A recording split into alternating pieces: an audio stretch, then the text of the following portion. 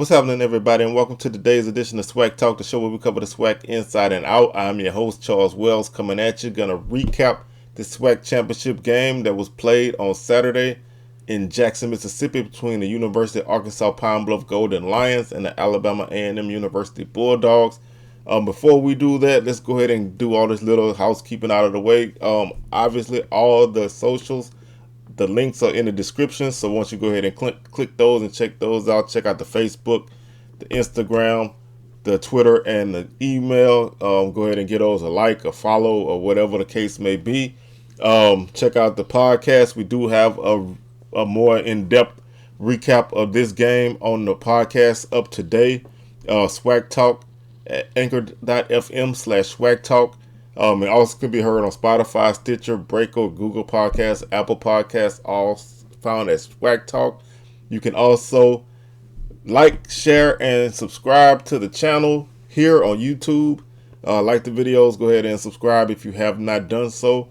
And share these videos, let people know what's going on with SWACtalk, and hit that notification bell to be alerted to any content that I upload. I will be uploading more videos on YouTube for the near future, until we get closer to the fall season, when I'll start to do my 12-team SWAC previews, individual team previews for the fall season, and my predicted order of finish at that point usually comes around the time of SWAC Media Day. So stay tuned to that. That'll probably be more of a podcast type thing, because I like to go really in depth on each team. I do about 45 minutes to an hour on each team, so I don't want to give y'all 45-minute videos, but I will have those kind of things on my podcast when we get closer to the season. So with all that out the way, man, let's talk about this game here, because this game was honestly a really good game. A&M got the dub 40-33. I predicted the score to be A&M 38, Pine Bluff 31, so I was close. I mean, I don't win nothing, but I was close. I was over on both teams, but I was close. This was honestly, I guess you could say, a tale of two halves. Pine Bluff really had a very good second half. A&M was in the game early, but Pine Bluff got a 81-yard kickoff return from Tyron Ralph to kind of start to turn the tide in this game. And that gave them a nice little surge for the bulk of the second quarter. They got a 5-yard pass from Taylor Holston, the backup quarterback, to DeJuan Miller to give them a 20-16 lead. A&M blocked that extra point and ran it 98 yards for a 2-point conversion from Jamaria Green, which put Pine Bluff ahead 20-18. Kobe Watts got a 33-yard scoop and score on a sack of Aqeel Glass to give Pine Bluff a 28-16 lead, and that was our halftime score. So, and Pine Bluff was able to really do some positive things in that first half. They blocked the extra point. You know, they had a pretty solid couple drives to take the lead, and a big defensive play to give them the lead going into the half at 8 points. A&M would come out in the second half, and basically they took control of the game in the third quarter. They got a 7-yard pass from Glass to Howard to put them down 26-25.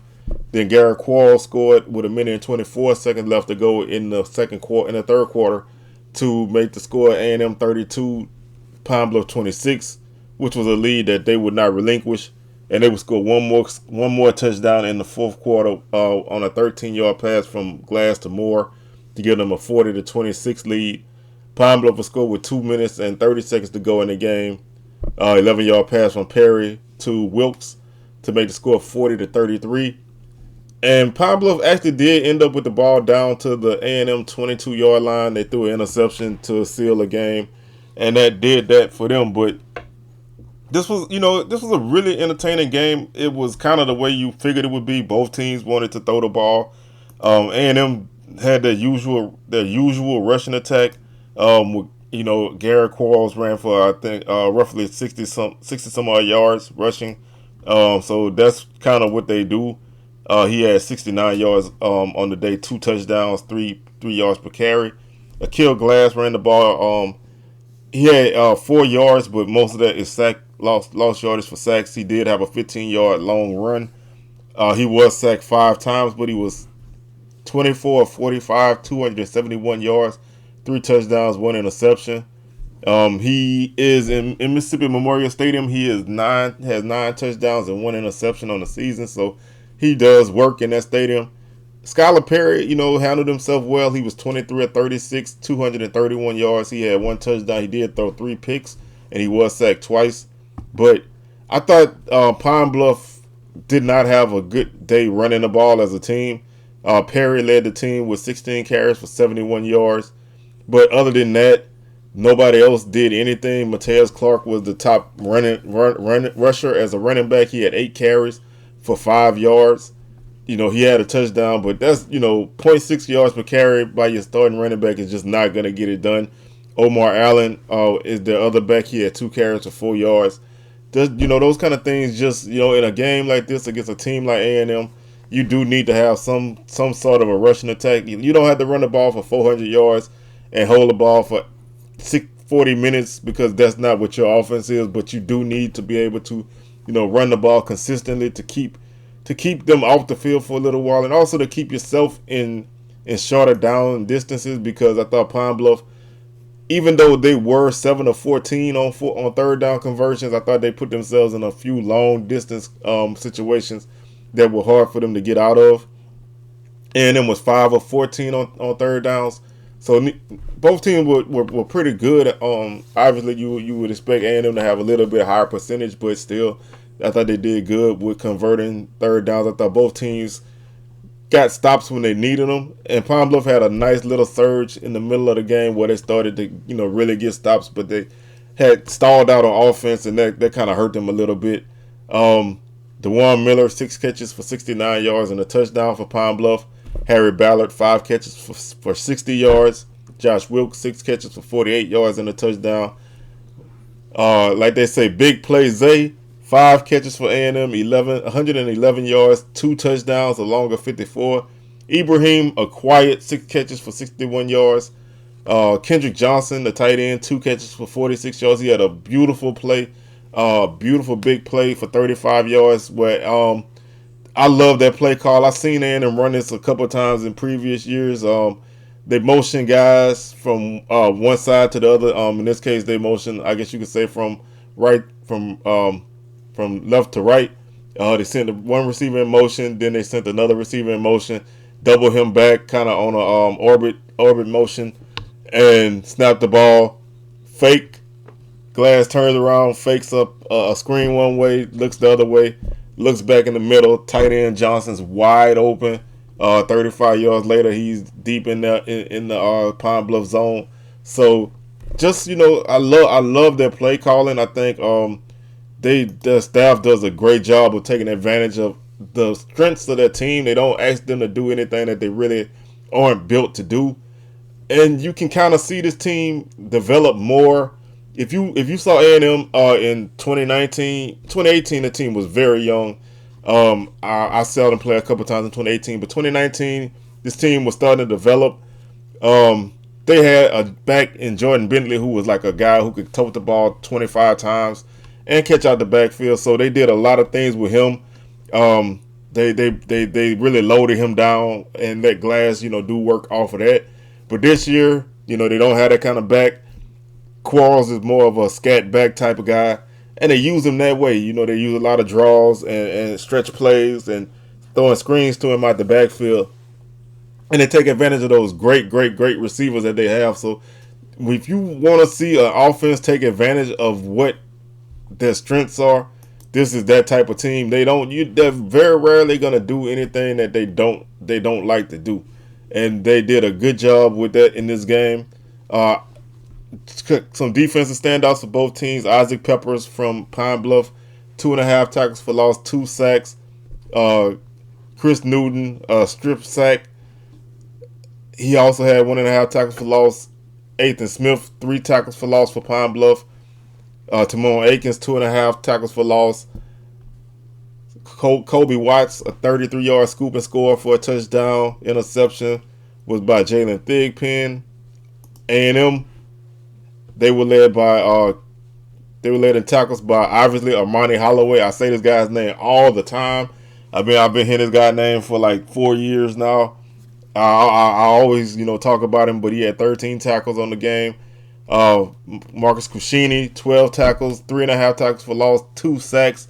That's a big game, especially for a defense that doesn't really always get the recognition. Kelly, 10 tackles, 1 tackle for loss and an interception. That's a typical game for him. Amari Holloway, 5 tackles.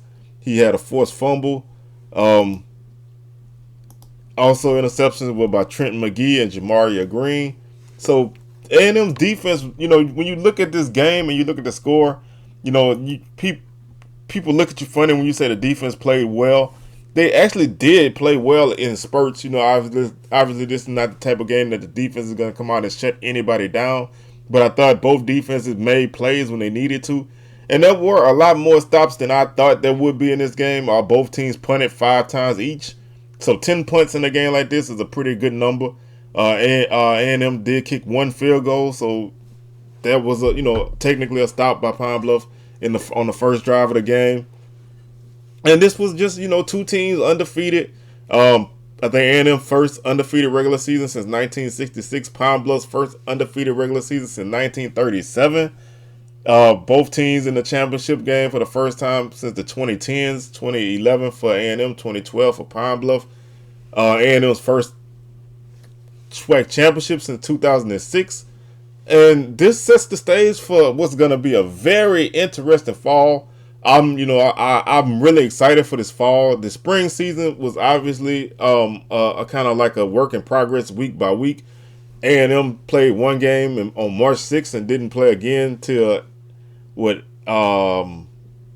27th, April 3rd or something like that. I forgot the date of the game, but they were off a long time. I think maybe April 10th. They were off almost a month, and then they finally got a few games in, and they ended up in the SWAC championship. Pine Bluff had a delay to start their first game against Texas Southern due to weather, and then they got some games in. Then they had some games, another game affected by weather with Alabama State, but they managed to survive and scrape and claw to get here. And both teams represented themselves well. Both crowds represented themselves well. The attendance was, I think they said 17,248. I thought the atmosphere was great. Jackson did a great job. The stadium looked great. The field looked great. I liked that they used a lot of the sound effects that they use at Jackson during their games. During this game to kind of give it that feel of a regular game, because sometimes when you have a neutral site game, you don't get all the bells and whistles that you'll get at a normal type of game. And I thought that this was great. Both bands were there, which is something that I'd be remiss to not bring up. No field shows, but still both bands in attendance. That was the first time all season that there was a game where 2 bands were there, so that definitely enhanced the atmosphere. And I thought that both teams did a good job of putting themselves out there and representing themselves and the conference well. The game got a little chippy in the mid portions of the fourth quarter, but I like that kind of stuff as long as it doesn't get out of hand. This is a big game, it's a championship game. These 2 teams don't really play a lot, so there's gonna be some talking. It's a championship game. These 2 teams did play in 2019, and Pine Bluff upset A&M.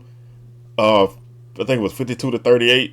So, there's something building there. And these 2 teams were fighting for something that neither one of them had in a long time. And they went out there and they did their thing. So, I'm really excited, like I said, about this fall season. Florida A&M and Bethune-Cookman are now joining the fold. All corners moving from the east to the west. So, both divisions are going to be hard. Right now, on paper, the east looks tougher. It's almost like the mid 2000s where the East was a supreme bloodbath and the West was like, whoever could string together some wins and get it out of the way early.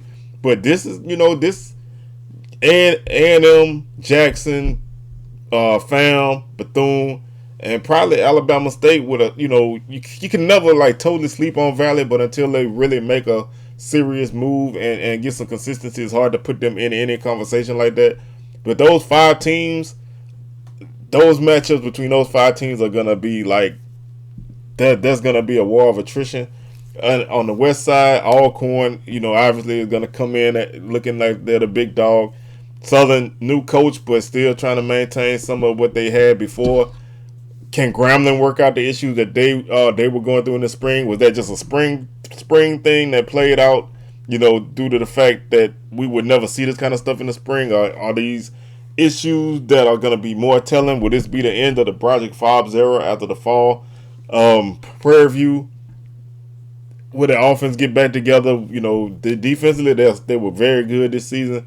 Offense, they were starting to fix some things out in the last game. Texas Southern, can they continue to climb and make some waves and get on the board with an on the field win? So those are just some storylines that are gonna be talked about a lot coming into the fall. I do want to shout out Coach Doc Gamble for Pine Bluff. He was a SWAC Coach of the Year. Aqeel Glass, Offensive Player of the Year. Jordan Lewis from Southern, Defensive Player of the Year. Ryan Nettles, Freshman of the Year from Alabama State, and Dalen Baldwin from Jackson State was the Newcomer of the Year. So salute to those guys for winning those awards. Jordan Lewis is also a top 3 finalist for the Buck Buchanan FCS Defensive Player of the Year award. So that's something to keep an eye out on. And that's going to do it for me, man. I just want to thank y'all for being with me on this journey.